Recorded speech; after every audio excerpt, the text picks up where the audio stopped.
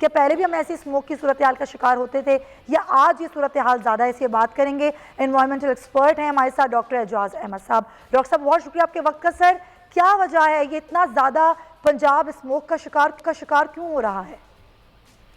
जी बहुत शुक्रिया।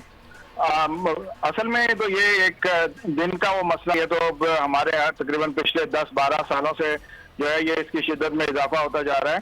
और ना सिर्फ लाहौर बल्कि उसके जो शहर हैं उसमें भी अभी इस्लामाबाद में इस वक्त जो है वो सिचुएशन बहुत बुरी होना आहिस्ता आहिस्ता शुरू हो गई है। इसके बहुत से अवामिल हैं जिनकी वजूहात पहले भी हमने डिस्कस मुख्तलिफ जगहों पे की है।